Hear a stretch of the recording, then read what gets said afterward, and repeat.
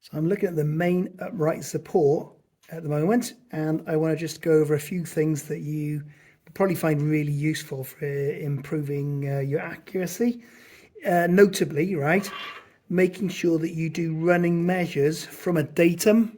All right, so I've identified a datum. I've drawn it on the page. You know, you can do this. It's a good thing to do on your drawings to show that you're working through what you have to do. So I've drawn a datum on that far left hand side of the metal. I've labelled it E with a proper datum symbol. So that's going to be that edge where my finger is. That's going to be E. Every one of my sizes for the centre of the hole is going to be measured from that feature, that edge there. So I'm going to measure 45. I'm not going to measure 45 and then I'm not going to measure 80 to the next one. Instead, I'm going to add 45 and 80. So I'm going to get 125 and I'm going to mark a centre there. And then my last size, which is there, which is 35, I'm going to add that onto the 125 and I'm going to get 160 for my third measure. So this is called data marking, okay? It's really, really key feature to engineering. So you're going to need a steel rule and you're going to put the 0 on the datum. Now, if you want to be bang accurate with your datum, but an engineer's square up against the edge, and now you know that that's going to be at 0.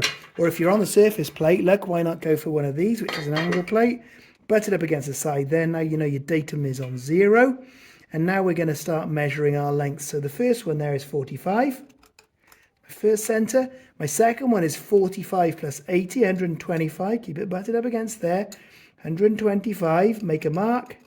And my third one, so that's 125 plus 35, 160. So I'm going to make a mark there as well. So I've got 3 lengths drawn out on my datum on my flat bar. So you can also see the centre line that I drew in. My centre line I drew in using the vernier height gauge. So it's 32 mil flat tubing.